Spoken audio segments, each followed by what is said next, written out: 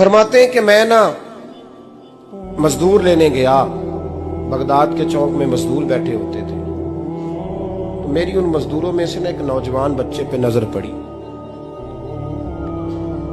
बड़ा कमजोर सा वजूद था, लेकिन चेहरे पर इबादत का निशान था। माथा बताता था कि नमाज का बड़ा ख्याल रखता है। मैं उसके करीब गया। चेहरे भी बड़ा कुछ बताते हैं ना, चेहरों में भी बड़ी रानाई होती है। फरमाते हैं मैं करीब गया, मैंने उसको कहा बेटे मजदूरी करोगे? तो कहने लगा मजदूरों में बैठा हूं तो हुजूर मजदूरी के लिए ही तो बैठा हूं। तो मैंने कहा कि चलो फिर। कहने लगा नहीं, मेरी कुछ शर्तें। मैंने कहा बताओ? कहने लगा पहली शर्त यह है कि लोग 4 दिनार दिहाड़ी लेते हैं, मैं 3 दिनार लूंगा। मैंने कहा यार बे तो बड़ी बेहतरीन है, बाकी भी इस तरह की रख ले। उसने कहा हुजूर दूसरी शर्त यह है कि मैं आपकी मुकम्मल बात मानूंगा, लेकिन जब अजान हो जाएगी फिर आपकी नहीं सुनूंगा। तीसरी बात उसने ये की कि हुजूर मैं आपके घर में काम करूंगा पर आपके किसी सवाल का जवाब नहीं दूंगा। कहते मैंने कहा यार तू बड़ा अजीब है, शर्तें तो मालिकों की होती हैं। कहने लगा जी बहरहाल मैं शर्तें लगा के जाता हूं। फरमाते हैं मैं उसे घर ले आया, काम मैंने उसको बताया, तो जो काम मजदूर सारे दिन में करता है ना उसने 2 घंटे में ही कर दिया। हमारे मजदूर सिगरेट पीने में भी तो आधा घंटा लगाते हैं, वो चाय पीने जाए तो पौना घंटा। वहां उनको भी तो ध्यानदारी करनी चाहिए कि नहीं करनी चाहिए? ने मुआहदा किया है ना जी, तो पूरा उतरना चाहिए ना। कहते 2 घंटे में। अब काम जब बंदा शुरू कराता है तो काम और निकल आता है। कहते काम मैंने उसको और बता दिया, वो करने लगा। उसने मिट्टी निकाल के रखी थी बाहर रास्ते में, तो अजान हो गई जोर की। उसने वहीं कुदाल छोड़ी कही और चलने लगा। तो मेरा बेटा कहने लगा इसको जरा बराबर कर दो। कहने लगा चुप कर जा, तेरे बाप से बात हुई थी, जब अजान होती है तो मैं किसी और की नहीं सुनता, सिर्फ अल्लाह रसूल की सुनता हूँ। कहते मस्जिद चला गया, नमाज पढ़ के आया तो दोपहर का वक्त था। मेरी बीबी कहने लगी इसको को खाना खा ले।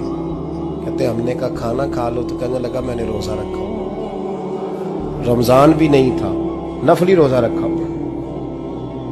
फरमाते हैं शाम हुई, मैंने 3 दिनार दिए, तो मैंने कहा तेरा नाम क्या है? कहने लगा मैंने आपसे कहा था मैं किसी सवाल का जवाब नहीं दूंगा। तो वो चला गया। अगले दिन मैं फिर लेने गया उसे, काम कुछ और निकल आए, तो लोगों ने बताया वो सिर्फ हफ्ते वाले दिन आता है। मैंने कहा क्यों? कहने लगे जी वो कहता है मेरा हफ्ते का खर्चा 3 दिनार है, जब 3 दिनार कमा लेता हूं तो बाकी सारा टाइम अल्लाह रसूल की जिक्र में गुजार दिया करता हूं। फरमाते हैं जी अगले हफ्ते मैं फिर लेने गया, मैंने पूरा हफ्ता इंतजार किया कि काम उसी से कराना है। मैं जब गया तो मैंने कहा चलो। कहने लगा मेरी शर्तें याद है ना? और मैंने कहा याद है भाई, साथ चल। फरमाते हैं काम कराया, 2-3 हफ्ते वो आता रहा। एक हफ्ते में गया तो लोगों ने कहा हुजूर आज नहीं आया। क्यों? कहने लगे बीमार हो गए। कहाँ घर है? कहने लगे बगदाद के कब्रिस्तान के पीछे जो कच्ची आबादी है उसमें रहता है। फरमाते मैं गया, दरवाजे पे दस्तक दी तो कहने लगा हुजूर आप हैं?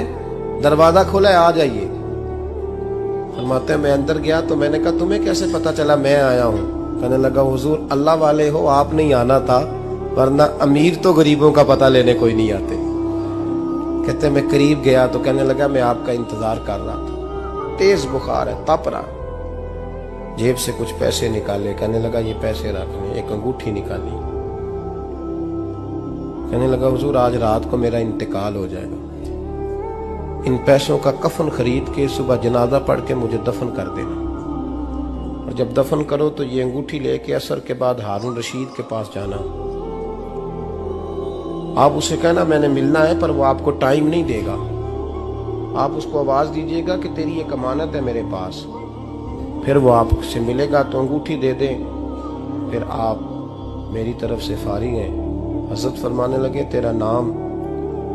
और कहने लगा हुजूर वक्त थोड़ा है,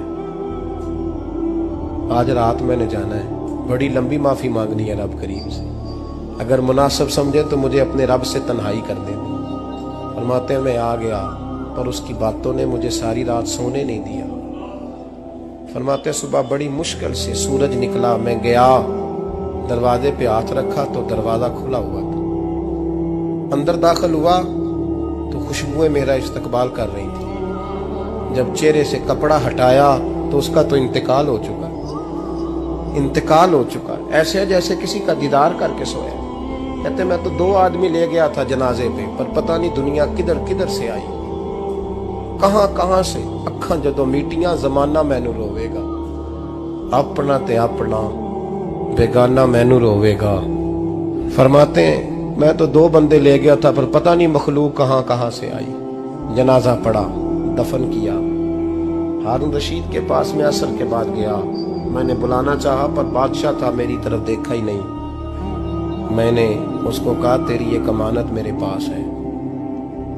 फरमाते हैं वो मुझे कोने पे ले गया, क्या बात है, कमरे में बुलाया, मैंने अंगूठी दी। हारून रशीद तो चीखे मारने लगा, कहने लगा अंगूठी वाला कहाँ है? मैंने कहा वो तो इंतकाल कर गया। कहने लगा मुझे कब्र पे ले चल। कहते मैं कब्र पे लाया तो वो लेट गया, तड़प के रोने लगा।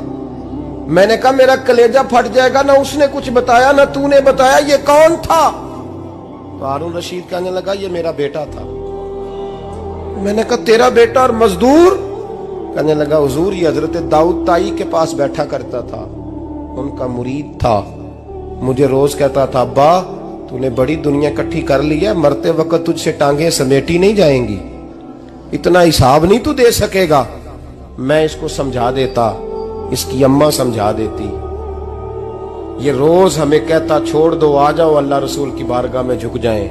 हम समझ। एक दिन ये चला गया, कहने लगा फिर तुम्हारा रास्ता और है और मेरा रास्ता और है। ये सोने की अंगूठी गलती से इसके पास रह गई, गलती से हीरे की अंगूठी चली गई। कहने लगा देखो मेरे बेटे ने आज वो भी वापस कर दी है। फिर तड़प के कहने लगा हारून रशीद था तो ये मेरा बेटा, पर मेरा मुर्शद निकला।